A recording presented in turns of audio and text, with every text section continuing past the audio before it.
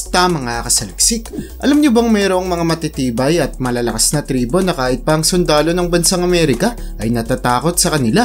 Kaya mula sa tribo, nakakalain mong naglalakad ng mga kalansay hanggang sa tribo na handang patayin ang lahat ng lumapit sa kanila. Ay pag-usapan natin ang 10 pinakamalakas na tribong kinatatakutan ng US Army. Kaya kung handa ka nang makilala sila ay simulan na natin.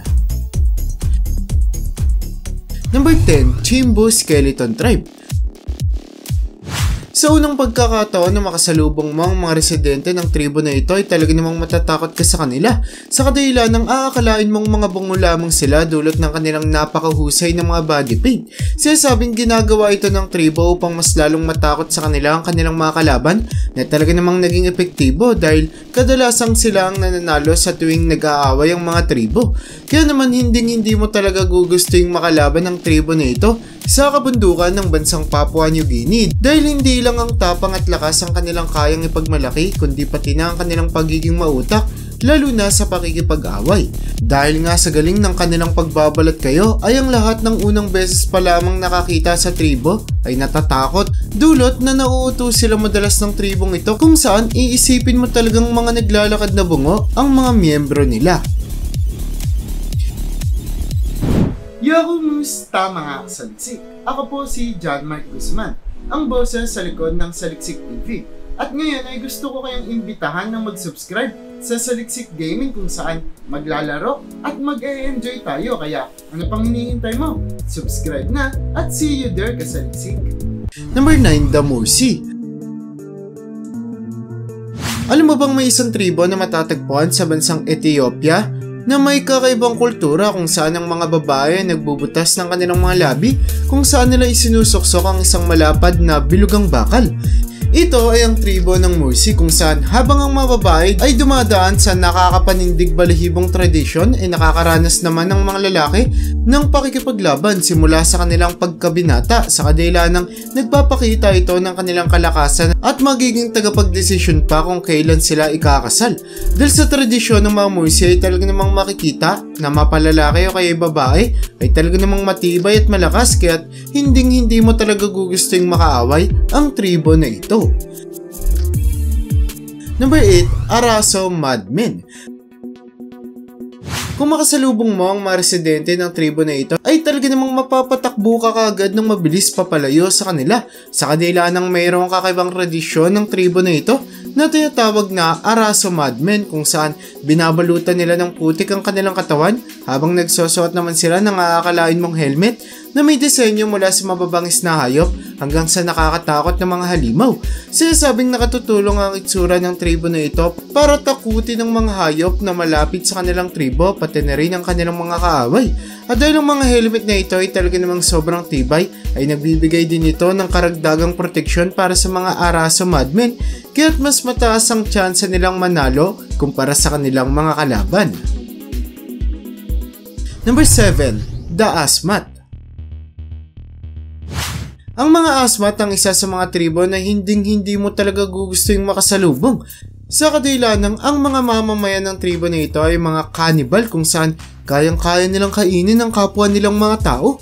Matatagpuan ng tribo sa kanlurang bahagi ng New Guinea kaya't mas mainam na lamang na lumayo ka sa lugar na iyon para na rin sa iyong kapahamakan at kung hindi pa sapat ang kanilang pagiging cannibal para matakot ka sa mga Asmat ay dapat mo ring malaman na ang mga bungo ng taong kanilang pinatay at kinain ay ginagawa nilang mga unan kaya't napagdesisyonan na rin ng mga otoridad na mas mainam na lamang na makita ang mga Asmat sa malayuan kaysa makipagsalamuha pa sa kanila. Number 6, ang Koroway.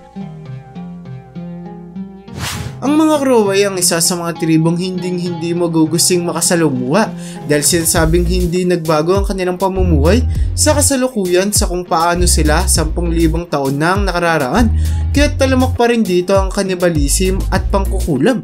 Matatagpuan ang tribo na ito sa bansang Indonesia kung saan natuklas ang kadalasan silang naninirahan sa matataas na lugar sa kadahilan ng pinaniniwalaan nilang mayroong mga masasamang espiritu na naglalakbay sa lupa.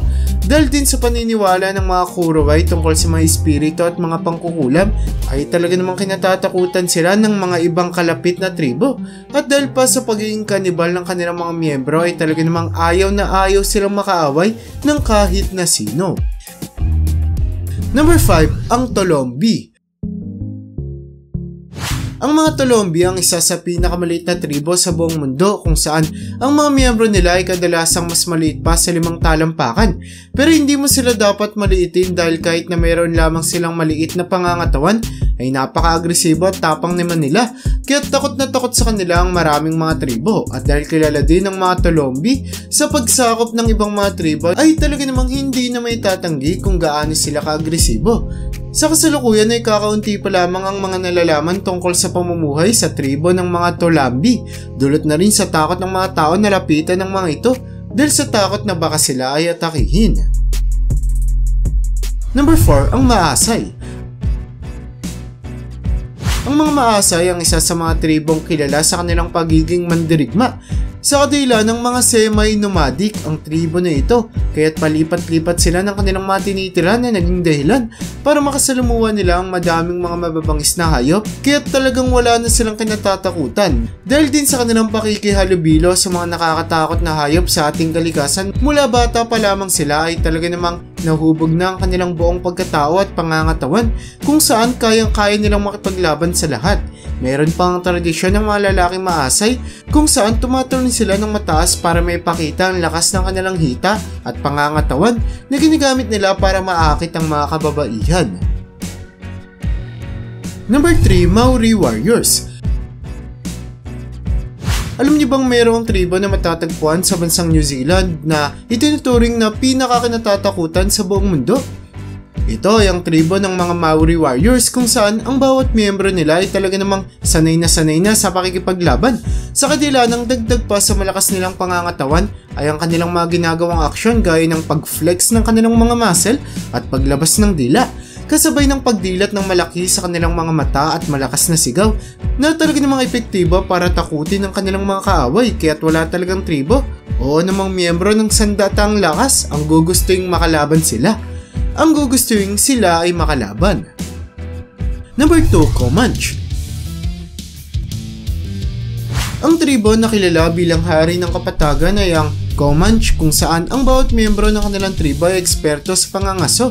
Sobrang tibay ng mga Comanche kaya't kahit na kinalaban sila ng mga sundalo ng Espanya, Mexico at Amerika ay nananatili pa rin silang matatag kung saan sinasabing mas dapat pang katakutan ng kanilang mga pana kaysa sa mga baril. Dahil din sa galing ng mga Comanche sa pagsakay sa mga kabayo, ay siguradong hindi makakatakas ang kanilang mga balak atakihin. Kaya't sa mga pagkakataon na sinasalakay nila ang iba pang mga tribo, ay hindi nakataka-taka na sila ang palaging nagwawagi. Number 1, ang Sentinelese. Alam mo bang mayroong sobrang misteryoso at sobrang tagong isla sa bansang India na sinasabing 40,000 taon nang hindi nabibisita ng kahit na sinong tao?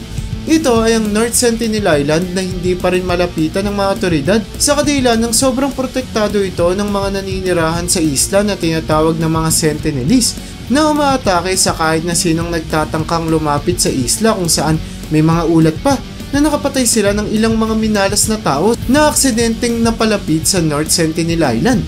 Dahil hindi din magawang mag-imbestiga ng mga otoridad sa isla, ay hanggang sa ngayon ay hindi pa rin natutukoy kung paano naninirahan ng mga Sentinelese at kung gaano na lamang sila kadami. Ang tanging alam lang ng mga otoridad ay ayaw ng mga Sentinelese ng mga tagalabas at dapat lamang imbestiga ng mga tao na ito sa malayo at wag na silang tangkain pang lapitan. At yan ang bumubuo para sa listahan natin sa video na ito.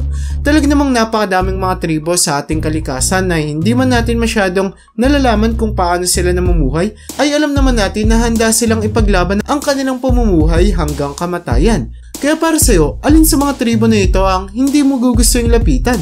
I-comment mo naman yan sa baba. At hanggang dito na lang muna ang aking bahagi. Hanggang sa muli mga kasaliksik, maraming salamat sa panonood. See you in my next vid.